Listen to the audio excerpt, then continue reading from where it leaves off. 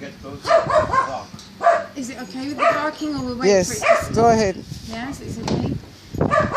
One of the main questions I'm asked here in Israel, when people say to me, what do you do for a living? And I tell them what I do and explain about the donkeys, most people say to me, there are no donkeys in Israel. This is the thing that people think, because of course, if you're in Tel Aviv or Hadera or Netanya, where do you see a donkey? You don't see a donkey. But of course, once you start going more into the countryside and around the Arab village areas, near the borders, then you really do start to see a lot of donkeys. Very, very sadly, the donkey, not just in Israel, I mean throughout the world, is looked upon as being a very dumb animal without feeling. They don't, they're just known as being dumb, which is why people use the insult hamor, ata hamor, or you're an ass in English. But it's absolutely not correct, because donkeys are the most incredible, intelligent creatures. They are extremely loving. I mean, any animal really, cows, any animal, if you give them love, they return that love. But there is something, in my opinion, extra special about donkeys, which is really what always made me feel pushed to try to help them, because mostly people do think they're silly and dumb and without any intelligence. There isn't many people that care enough to really look at what's happening to them, to see how they suffer and try to do something about it. And even with me, I mean, as much as I've tried to do over the years to help them and to do what we can to stop the abuse and the ill treatment, we will never get to the bottom of it. We'll never finish it. Like sadly, any kind of abuse, it's ongoing, and it needs constant work to try to educate people and show them and teach them a different way, which is what we try to do. But very, very sadly, we've seen terrible things happen. We've seen donkeys have their eyes cut out with knives. We've seen donkeys' ears and tails chopped off. We've rescued donkeys that have been made to carry about 4 or 5 times the weight that they are, the capacity that they're able to carry. Children with carts, beating them terribly with, big wooden sticks over and over again. And we've seen donkeys even with a hole in their back, and the children continue to beat them on the bleeding hole.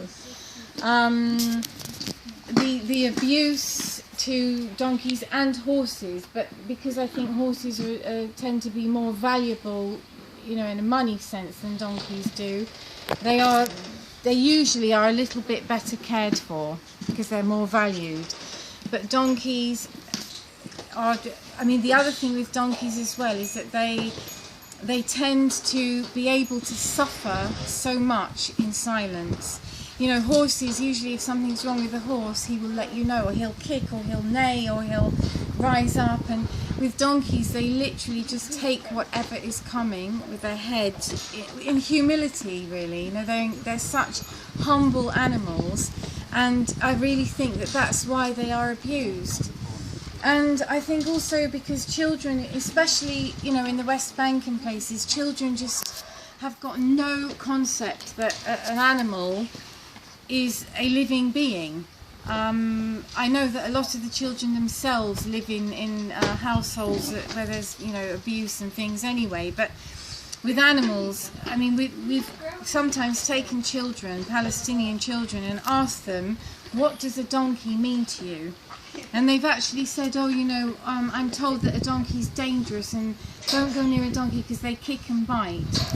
And we explain to them, no, but that's, if you met, perhaps the donkey wants to kick and bite because people are being rough with him and treating him badly. And we show them, through our donkeys that there is a different way. They can be really gentle if you handle them correctly. And we try to teach adult owners also that you know, your donkey will actually do more for you because they're used for work fundamentally.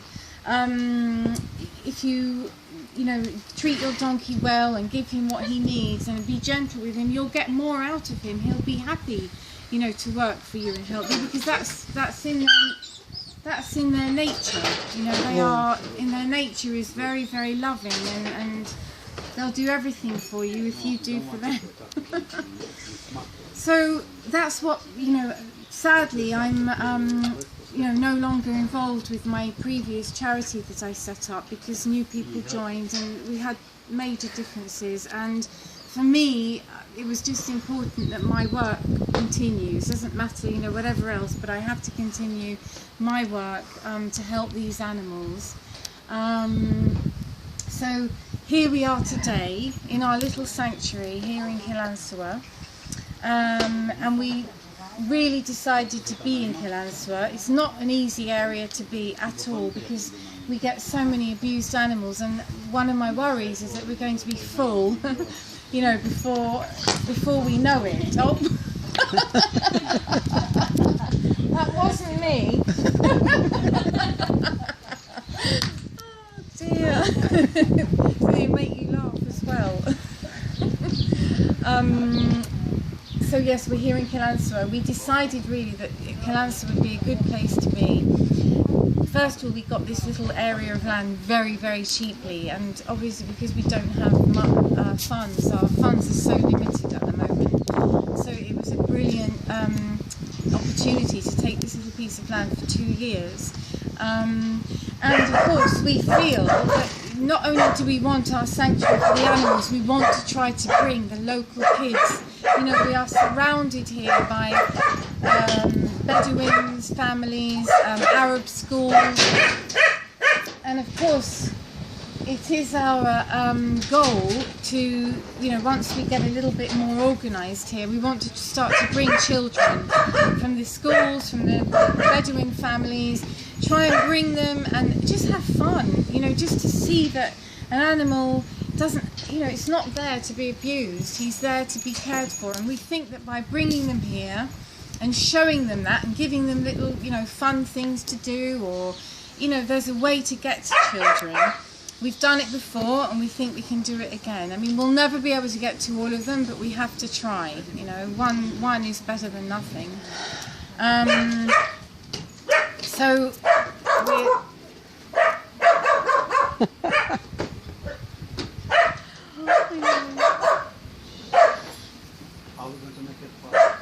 Never mind, it's okay to just continue. Yes, so here we are in our little sanctuary with our animals. We've currently got 22 animals, with another 2 on their way to us, and we're trying to get another one as well. A mother and daughter donkey have been split up, and the owner allowed us to take the daughter but not the mother, and she misses her mother, so we're working now on trying to bring the mother also. But of course we are desperate for help. You know, we have this little place which, as you can see, we've got the basic, but you know, there's so much more we want to do. We want to improve our security. We want to be able to have somebody... Medical care?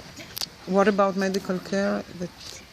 Medical care, look, because because we know about first aid ourselves, you know, the donkeys that we've rescued so far, luckily, have only needed basic first aid, because they've been more abandoned and neglected than badly injured.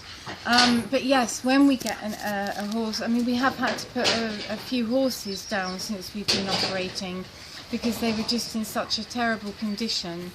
And of course, when we have to you know, help a horse end to end his suffering, or a donkey, we have to bring a vet to do that, and it costs money, obviously, to pay the vet, to buy the you know, the medicine that we need to inject to do that. You know, everything costs money. We have to feed all these animals. You know, we have a feed bill every month. We have so many dogs as well as donkeys and horses coming to us.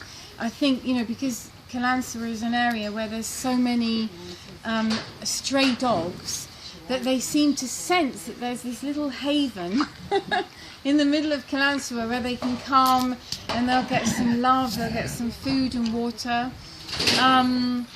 So we tend to get a lot of the animals that just come to us, and then we feel obviously it's our duty to take care of them. Prince. You see this horse, for example, this, you see his mouth here? This, we found him like this. And we don't know what happened, whether it was some kind of a car accident that hit him in the face or what it was. But he'd also been just left tied to a post to die. He'd just been left. So luckily we found him and walked him about 2 miles, because it was in Bקלנסואה, 2 miles back here to the sanctuary. And he's been with us ever since. A little Goldie. And this is little Fresco. Fresco came from Calcilla, and when we took him he was only 2 days old, and his mother, we were told, had been killed. Fresco! He thinks he's a human because he's been we were his mother to him, because obviously he was only 2 days old. He'd lost his mother. He didn't, it was very sad, because in the beginning he was really, really depressed. And, there's a beautiful baby donkey. He was only literally this size. Yeah. And because he'd lost his mother, he just didn't know what to do with himself. And in the beginning we took him home. And he lived in our garden, and we fed him, actually we wanted to feed him with milk. But he sort of thought to himself, no, I'm too mature for that. I don't. Come here, darling. I don't need milk. I can eat big boys' food. So he grew up sort of quite quickly eating solid food, grain and things, mixed with a bit of milk and things. But of course, he's grown up thinking he's one of us. He is. He is. I know. How to get contact with you? Okay. We have a Facebook page, Losy Pנסום Donkeys, and we also have it in Hebrew. And we have a website, which is www.losysdonkeysanctuary.org. It is all in English at the moment, but we're hoping to make it into Hebrew also. And we have a phone number, of course. It is 0543 221 725. ובפייסבוק בעברית? פייסבוק בעברית? לוסי מקלט לחמורים בארץ הקודש. לוסי מקלט לחמורים בארץ הקודש.